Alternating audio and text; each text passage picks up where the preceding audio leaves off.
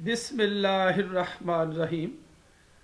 Dear students, आज हम पढ़ेंगे active and passive voice, future indefinite tense, फेल मुस्तकबिल मुतलिक। Dear students, future indefinite tense को पैसिव वॉइस में करने के लिए शैल बी और विल बी हेल्पिंग वर्ब्स के तौर पे आते हैं। आई और वी के साथ शैल बी लगाते हैं पैसिव वॉइस में, और बाकी सब के साथ विल बी लगाते हैं पैसिव वॉइस में।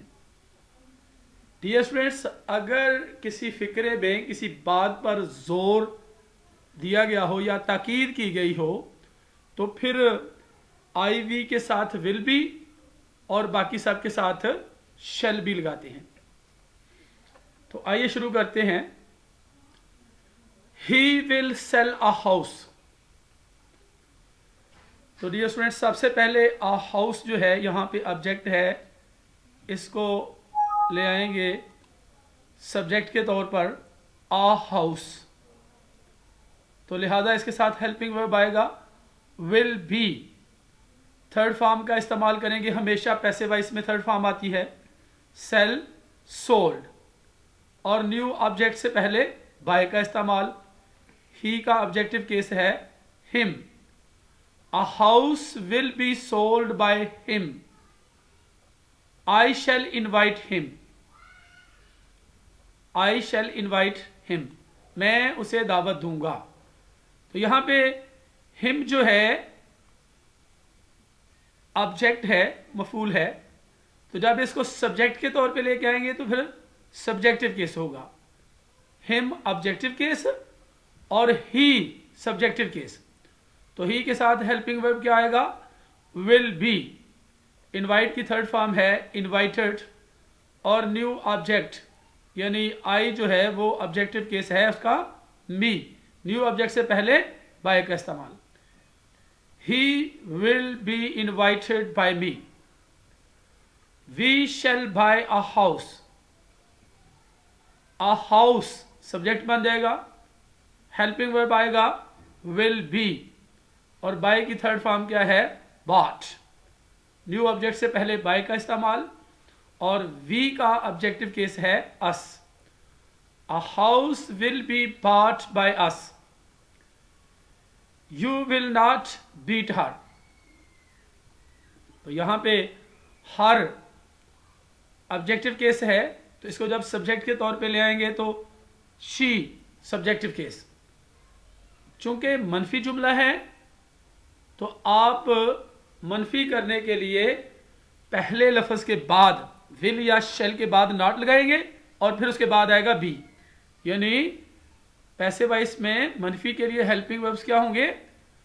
Will not B, shall not be. ठीक है, यानी पहले लफ्ज के बाद में नॉट लगाते हैं मनफी करने के लिए। She will not be, beat की थर्ड फॉर्म बीटन।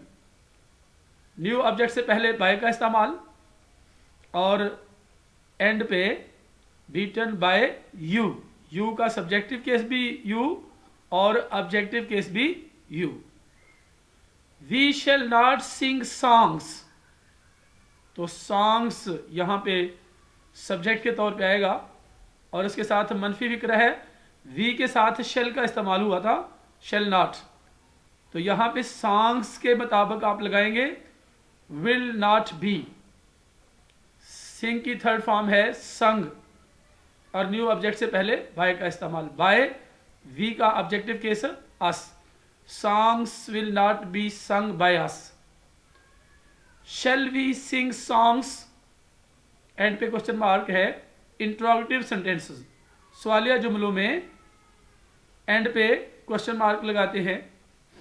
और सवालिया फिक्रे दो तरह के होते हैं, एक हेल्पिंग वर्ब से शुरू होने वाले और दूसरे क्वेश्चन वर्ड से शुरू होने वाले। तो लिहाजा यहां पे एक्टिव वॉइस से पैसिव वॉइस पे करने के लिए भी ऐसे सेंटेंसेस के एंड पे क्वेश्चन मार्क लगाएंगे, उसी तरह से हेल्पिंग वर्ब जो है वो शुरू में आएगा। तो अब देखना यह है कि सॉन्ग्स न्यू सब्जेक्ट बनेगा यहाँ पे, तो उसके मुताबिक विल बी का इस्तेमाल है, तो उसमें सवालिया फ़िक्रों में सिर्फ पहला लफ्ज़ जो है हेल्पिंग वर्ब का वो फ़िक्रे के शुरू में आता है और बाकी हिस्सा सब्जेक्ट के बाद। विल सॉन्ग्स बी संग, सिंग की थर्ड फॉर्म संग, और न्यू ऑब्जेक्ट से पहले बाय का इस्तेमाल। तो वी का ऑब्जेक्टिव केस है us. Will songs be sung by अस।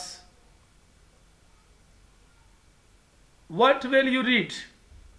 अब देखें ये फिक्रा क्वेश्चन वर्ड से शुरू हुआ है, उसके बाद हेल्पिंग वर्ब का इस्तेमाल, फिर सब्जेक्ट और उसके बाद वर्ब, एंड पे क्वेश्चन मार्क। यानी क्वेश्चन वर्ड के साथ शुरू होने वाले फिक्रे के पैसिवाइज करने के लिए सबसे पहले हम क्वेश्चन वर्ड ही लगाते हैं व्हाट, उसके बाद हेल्पिंग वर्ब का इस्तेमाल व्हाट विल बी, और रीड की थर्ड फॉर्म क्या है red.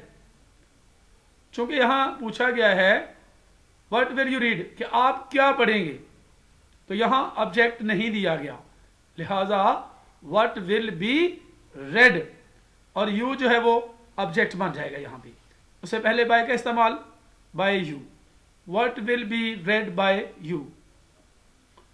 Who will help her, who question word है हु, तो एंड पे क्वेश्चन मार्क, तो हु को बाय होम में चेंज कर देते हैं।